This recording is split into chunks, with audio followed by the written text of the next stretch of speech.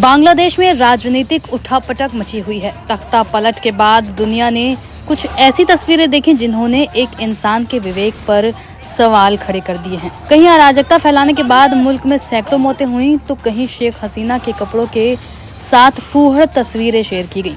अब कुछ और तस्वीरें सामने आई हैं जिसमें प्रदर्शनकारियों ने राष्ट्रीय स्मारकों को निशाना बनाया है। मुजबिर नगर में स्थित 1971 शहीद मेमोरियल स्थल पर मौजूद मूर्तियों को तोड़ दिया गया है। इस घटना की तस्वीरें कांग्रेस नेता शशि थरूर ने शेयर की हैं। शशि थरूर ने घटना की निंदा करते हुए तस्वीरें शेयर की और बांग्लादेश की अंतरिम सरकार से कानून और व्यवस्था बनाने की गुजारिश की।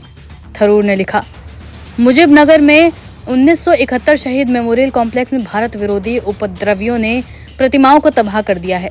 इन्हें ऐसे देखना बेहद दुखद है। इससे पहले कई स्थानों पर भारतीय संस्कृति केंद्र, मंदिरों और हिंदुओं के घरों पर भी हमले हुए हैं। ये सब ऐसे समय में हो रहा है जब खबरें आ रही हैं कि कुछ मुस्लिम नागरिक अन्य अल्पसंख्यकों के घरों और पूजा स्थलों की रक्षा कर रहे हैं। उन्होंने आगे लिखा, कुछ आंदोलनकारियों का एजेंडा एकदम साफ है। मोहम्मद यूनुस और उनकी आंतरिक सरकार के लिए जरूरी है कि हर धर्म के सभी बांग्लादेशियों के हितों के लिए कानून और व्यवस्था बहाल करने के लिए जरूरी कदम उठाएं। भारत इस उथल पुथल के समय में बांग्लादेश के लोगों के साथ खड़ा है, लेकिन इस तरह की अराजकता के लिए कोई माफी नहीं हो सकती। बांग्लादेश की आजादी का प्रतीक है मूर्तियां। कॉम्प्लेक्स में बनी ये मूर्तियां 1971 की जंग के दौरान पाकिस्तान के सरेंडर का प्रतीक हैं। इस दौरान पूर्वी पाकिस्तान, जो अब बांग्लादेश के नाम से जाना जाता है, उसके commander lieutenant general Amir Abdullah Khan Niazi को हार स्वीकारते हुए और बांग्लादेशी सेना के general officer commanding chief lieutenant general Jagjit Singh Arora की मौजूदगी में ढाका में आत्मसमर्पण का साइन करते हुए दिखाया गया है। इस घटना को दुनिया का सबसे बड़ा सरेंडर कहा जाता है। ये मूर्तियां जिस तस्वीर के आधार पर बनाई गई थी, उन्हें 16 दिसंबर 1971 में खींचा गया था। इस दिन को भारत में विजय दिवस के रूप में मनाया जाता है। ये उस दिन का प्रतीक है जब भारत ने बांग्लादेश की आजादी में मदद की थी। गौरतलब है कि बांग्लादेश की स्थापना पूर्व प्रधानमंत्री शेख हसीना के पिता शेख मुजीबुर रहमान ने की थी।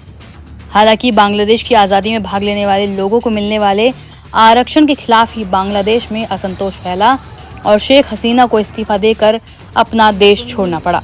इसके बाद बांग्लादेश में हिंदुओं पर लगातार हमले हो रहे हैं। हजारों की संख्या में लोग भारत की ओर कूच कर रहे हैं। प्रदर्शनकारी हिंदुओं के घरों और मंदिरों पर अटैक कर रहे हैं। ऐसे में बांग्लादेश में रह रहे हिंदू भारत में आने के लगातार प्रयास कर रहे हैं। लिहाजा सैकड़ों की संख्या में बांग्लादेश नागरिक और हिंदू भारत बांग्लादेश बॉर्डर पर आ रहे हैं। सीमा पर भारी संख्या में बीएसएफ की तैनाती इसीलिए की गई है। हालांकि लोगों को भारत में दाखिल होने से रोका भी जा रहा है। वहीं शेख हसीना का भारत में रहना भी पॉलिटिकल एक्सपर्ट्स ठीक नहीं मान रहे। उनका कहना है कि जल्द ही शेख हसीना को किसी और देश में शरण लेनी चाहिए। भारत में रहना उनके और भारत दोनों के लिए हानिकारक है। बता दें कि ब्रिटेन में पहले हसीना ने शरण मांगी थी, लेकिन उन्होंने हसीना को शरण देने से इनकार कर दिया।